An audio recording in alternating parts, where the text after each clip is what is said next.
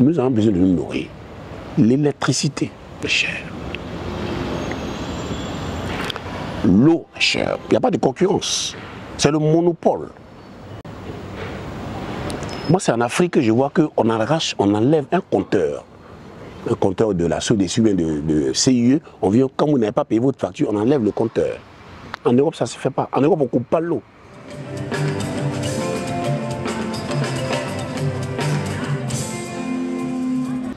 Bon, ça, c'est... On est en politique. Voilà. Le président Charles Blé Goudé a toujours clamé sur tous les toits. Et je n'ai pas oublié, je ne suis pas obligé de répéter ce que Charles dit. Mais il a toujours dit clairement, et à qui veut l'attendre, que le président Gbagbo est son père. Voilà. Bon, quand on dit quelqu'un est mon père, on va jamais, un enfant ne va jamais combattre son propre père. Tu vas donc, voilà. Et c'est vrai, à un moment donné, le rapprochement sera de mise. Tous ceux-là sont sortis du ventre de Gbagbo. Tout ce que vous citez là, que ce soit Charles Blé Goudé, le ministre Afin, Pascal Vigezan, Madame Yves Simon, tout ça, c'est Gbagbo. Donc, à un moment donné, on ne peut pas aller consulter les oracles pour dire oui, non. À un moment donné, les choses vont venir d'elles-mêmes. Mais en compétition, quand on crée un parti politique, c'est pour conquérir le pouvoir d'État et l'exercer. C'est ce que Charles Blé Goudé dit. Il dit un jour, il va arriver à diriger ce pays. Il a créé le parti politique pour conquérir. C'est pourquoi que le ministre Katina avait dit à son temps, il n'est pas notre ennemi, mais il est notre adversaire. Parce qu'il sera candidat. Bon, Simone, je crois que Simone l'a dit, maman Simone Yves l'a dit récemment. Bon, elle a été investie, c'est ça? Bon. Mais on ne va pas empêcher. Gbagbo est le père de la démocratie en Côte d'Ivoire. Il ne peut pas empêcher quelqu'un de se présenter à une élection présidentielle. Mais in fine, comme on le dit, hein, le tableau, c'est le tableau, le paysage politique, il le dit en Côte d'Ivoire. Celui qui va arriver au deuxième tour, au niveau de toute la gauche plurielle, là, celui qui arrive au deuxième tour, tous les petits partis comme ça, c'est fait partout. Bon, donc, backup, celui qui arrive, et puis, on y va. Bon, ça, c'est la direction du parti, le PEX, qui gère ce volet-là, mais je crois que le PPAC est très ouvert, les discussions sont très, très avancées. Il y a quand même de bonnes nouvelles à l'horizon. Voilà. Bon, le bilan, c'est le RHDP qui va faire le bilan. Moi, ce que je constate, c'est que dans un pays, c'est vrai qu'il y a de gros investissements comme les réseaux routiers, les grands travaux, etc., etc. Mais il y a aussi la vie. Voilà. Récemment, quelques organisations de la société civile ont organisé une marche contre la cherté de la vie. Ils ont arrêté 27 personnes, dont le ministre Charles Rudel Dosso, avec son fils. Ils sont en prison. C'est-à-dire que quelqu'un marche contre la cherté de la vie. Et on le prend, on le met en prison. On le juge, on lui donne 6 mois. Trouble à l'ordre public, etc., etc. Et dans tous les pays du monde, quand on sait que le panier de la ménagère est un peu en difficulté, on marche, on dénonce. Ce n'est pas insulter, ce n'est pas désavouer quelqu'un politique. C'est vrai, nous disons que c'est vrai qu'il y ait des ponts partout. C'est vrai. Mais en même temps, il y a des Ivoiriens. En Angleterre, par exemple, quand vous travaillez et que votre salaire n'est pas assez conséquent pour nourrir une famille, par exemple, de 3 ou 4 enfants, le gouvernement vous aide à payer votre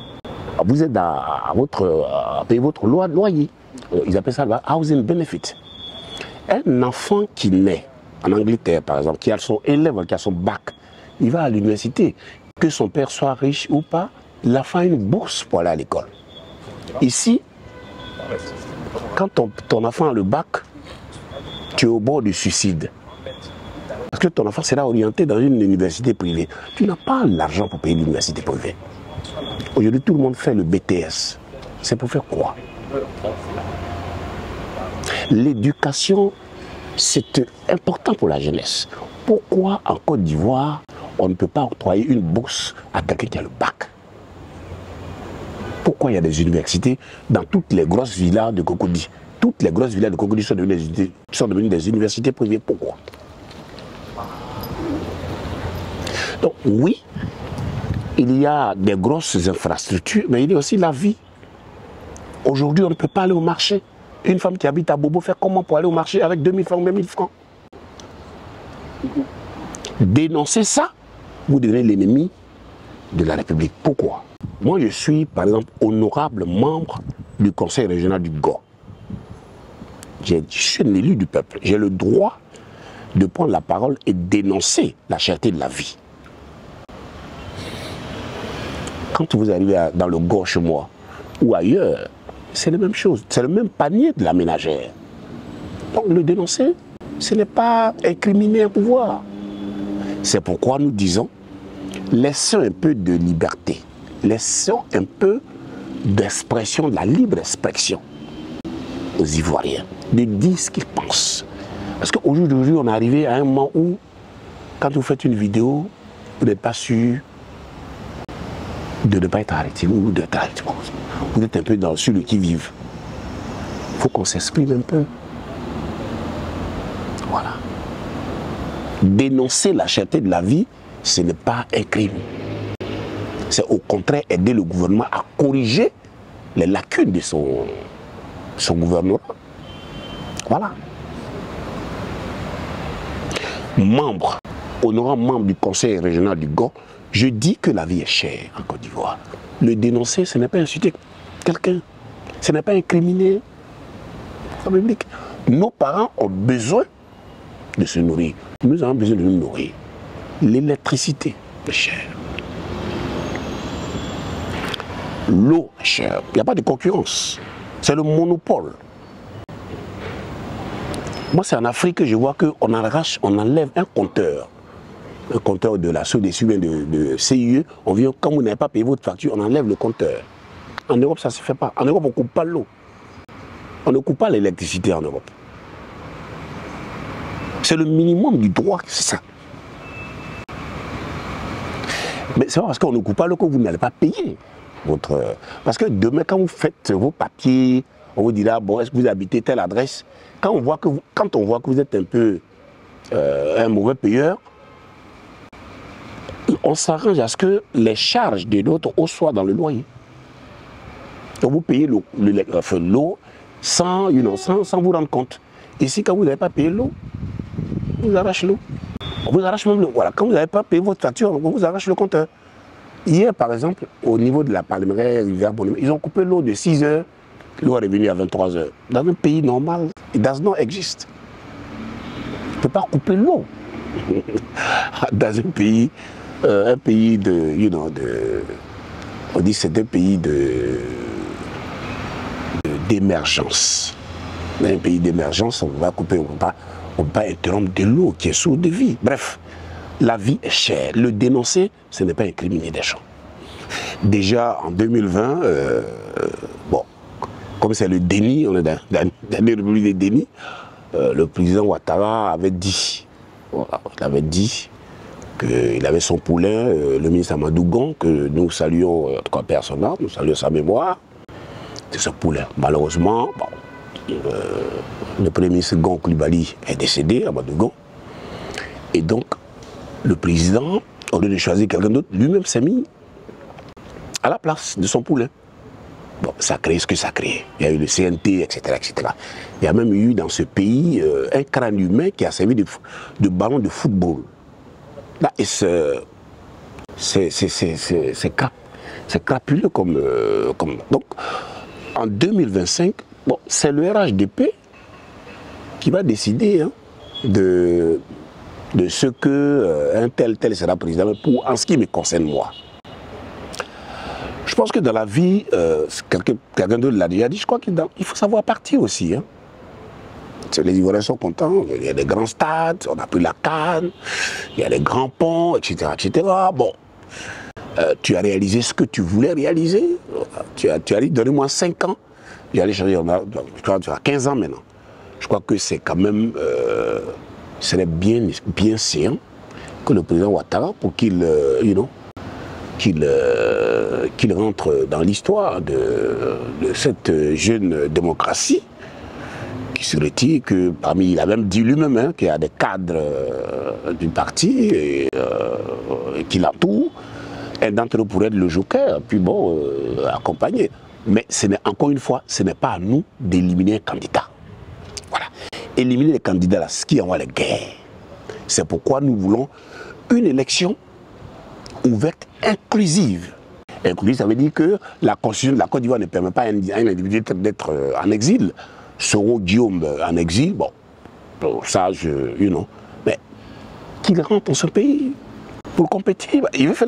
C'est un politique, Soro Guillaume. Donc, je ne sais pas, là, on ne sait pas où il est. Il y en a qui disent souvent, aujourd'hui, il est ici, il est ça. Bref, nous voulons une élection ouverte, inclusive, pour qu'une fois, il n'y ait pas de faire valoir, comme il y a eu comme en 2025. Parce qu'en 2025, il y avait quel candidat, en réalité? En 2020, pardon. Il y avait quel candidat?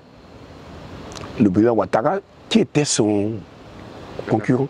Qui était son adversaire? Conan Bertin, c'est ça, hein? Que je salue de passage, mais je vais dire, bon, est-ce que c'était une élection ouverte? Bon, on dit que c'est le président Gbagbo qui crée le trouble pendant les élections, mais il était à la haie quand il y a eu 2020. Il y a eu des troubles. Donc ce n'est pas le président Gbagbo qui crée les troubles pendant les élections.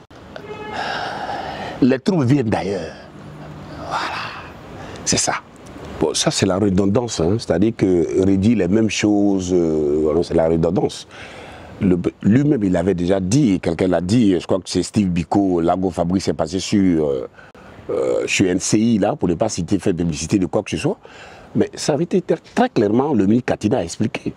Le président Gbagbo lui-même, dans son livre, il a même donné la page là, du livre qu'il a écrit avec François Mattei. Et c'est le président Gbagbo qui parle de ça. Donc ça, ce n'est pas quelque chose que le président cachait ou non. Non, non, non. Il l'a dit lui-même. Mais ça, il a dit, il était à la recherche de la paix. Voilà ce qu'il a dit. Voilà. Donc rentrons dans sa tête pour dire que le président Gbagbo est au-dessus de tous ceux qui ne veulent pas la paix. Il avait fait ça. Il dit, ah, si l'argent pouvait tout faire, j'allais avoir toute la paix. Parce qu'il a mis beaucoup d'argent dans cette affaire de négociations nommées par-ci, par-là. C'est ça du président Gbagbo. Le consensus qu'il recherchait. Il n'a pas fait ce geste, à mon sens, pour appauvrir la Côte d'Ivoire, encore moins endetter la Côte d'Ivoire. Quand le Gbagbo quittait le pouvoir, il y avait à peu près, je crois, entre 3 et 6 000 milliards de dettes. Aujourd'hui, nous sommes à près de 40 000 milliards de dettes. Où est la différence? La différence, c'est que quand le président Gbagbo arrive au pouvoir, on était complètement isolé économiquement parlant. Donc, c'est une volonté politique qu'il met en place. Avec le ministre Boun Boabré, nous saluons Saviwa des passages. Avec le ministre Mouadou Koulibaly, l'économiste émérite, ils s'asseyent les deux et puis ils font le budget sécurisé. Le budget sécurisé, ça voulait dire que nous allons vivre sur nos fonds propres. La Côte d'Ivoire est capable de vivre sur ses fonds propres. Ça, c'est du Gbagbo, ça. Et quand les Blancs ont vu ça, les experts économiques soi-disant, quand ils ont vu, ils ont dit, il y a un danger qui est à l'horizon. Voilà, monsieur qui, sur ses fonds propres, paye les dettes, paye les fonctions de la Côte d'Ivoire. L'État fonctionne, ils ont eu peur. C'est tout ça qui a précipité les attaques, qui a échoué en 2002 et qui a abouti, d'après eux, en 2011. Mais 2025, Gbagbo sera candidat et il va gagner les élections. Merci, je voudrais vous remercier en tant que média et dire que je ne suis pas un parvenu de la politique. Voilà. Je t'aide de la diaspora. Je suis en train de venir doucement et je travaille auprès de la direction du PPACI, aux côtés du président Laurent Gbagbo, qui est membre de la direction du parti, j'essaie de prendre ma place. Je ne suis pas venu prendre la place de quelqu'un, j'essaie de prendre ma place. Et à cet effet, je voudrais remercier le président Gbagbo, d'abord, de m'avoir fait confiance en me nommant secrétaire général adjoint chargé d'études politiques, qui est un poste exaltant, difficile mais exaltant. Je voudrais remercier le président exécutif, le ministre Dano Djedje, pour la confiance. Le ministre Dano Djedje m'a mis sur la liste du conseil régional. On allait en campagne, là, pour le régional. Au jour d'aujourd'hui, je suis honorable membre du conseil régional du Gord. Je voudrais le remercier. Remercier le président du CSP, le ministre Kone Katida. Remercier tous les éminentes personnalités du PPACI. Le parti souverainiste, socialiste et démocratique. Le parti qui pense et qui agit pour les pauvres. Le parti qui parle pour ceux qui ne peuvent pas parler. Si vous remarquez bien, le PPACI est le seul parti en Côte d'Ivoire, je veux dire d'opposition, qui à travers sa tribune chaque 2 semaines décortique la politique ivoirienne. Les pas que pose l'État du Côte d'Ivoire. C'est le PPACI qui apporte la réplique à partir de la tribune qu'anime le ministre Kone Katida et de temps en temps le ministre Dano Djedje. Le PPACI est le parti qui parle pour les Ivoiriens, qui parle pour les Africains. Vous savez, les années 90, c'était les conférences nationales. Mais avant ça, c'était d'abord le vent des indépendances dans les années 60. Tout le monde voulait indépendance, couture après en 58, etc., etc. On faut venir en 60. 60, c'était les indépendances. Ensuite, quand l'année 90 arrive, le vent de la démocratie arrive après la conférence de la Baule. Donc, au jour d'aujourd'hui, dans les 2000, au jour d'aujourd'hui, c'est la souveraineté qui arrive. C'est-à-dire que vous êtes indépendant, c'est vrai, mais vous êtes indépendant comment? Le Sénégal, le président Diomaye Faye a dissous l'Assemblée pour provoquer les élections anticipées, législatives. Ils ont la majorité aujourd'hui pour mettre en pratique, pour mettre complètement en pratique leur programme et leur projet de société. Ils ont dit hier qu'ils n'ont plus besoin de l'armée française. Il a même dit à un média français, est-ce qu'on trouverait normal que dans les rues de Paris, on trouve des soldats sénégalais, par exemple sur les Champs-Élysées? Ce serait incongru. Alors si ce qui n'est pas valable ailleurs, là, pourquoi vous voulez que ce soit valable au Sénégal? Mais qu'est-ce que dit Ibrahim Traoré? Qu'est-ce que dit Assimi Goïta? Bon, ces gens-là, ils disent non. On a besoin de marcher nous-mêmes. On ne rompt pas les relations avec la France ou avec nos partenaires. Mais nous voulons aujourd'hui, parler d'égal à égal. Sans rechigner, sans complaisance, sans gratter la tête, se regarder droit dans les yeux puis dire les choses. Que les contrats soient des contrats gagnant-gagnant. Parce qu'on ne peut pas concevoir qu'on vienne prendre des minéraux au Niger et que là où on prend les minéraux, il n'y a même pas d'école primaire, il n'y a pas d'électricité. Vous comprenez ça? C'est ça. Et je voudrais saluer le courage du président Étienne Tshisekedi, c'est ça, hein, de la RDC, qui a dit récemment à Macron, non, aujourd'hui c'est la servitude volontaire terminée. Voilà, traitez-nous comme vous traitez les Chinois, les Russes. Voilà. On n'est pas des subalternes éternels à la France. la politique française est différente. Moi, j'ai fait la France. C'est les politiques de droite contre de gauche. C'est la même politique que les Français utilisent. Mais le peuple français est un bon peuple. Mais la politique française, elle nuit à l'Afrique. Elle appauvrit l'Afrique. C'est pourquoi l'Afrique a découvert qu'au jour d'aujourd'hui, le combat que le président Gbagbo avait depuis longtemps mené, les jeunes présidents se retrouvent à l'intérieur de ce chemin. D'où l'AES. Le dire, ce n'est pas incriminer un pouvoir quelconque. Voilà, on est des intellectuels, on sait comment les démocraties, les institutions marchent.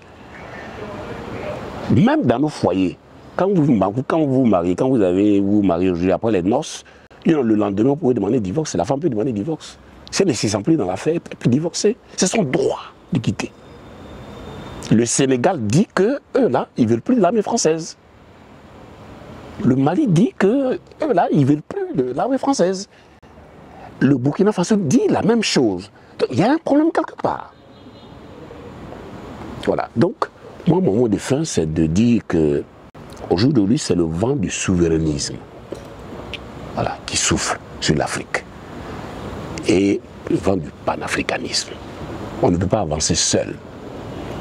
D'aucuns parlent de l'Union africaine. Mais l'Union africaine, c'est la France qui cotise pour les pays de l'Union africaine.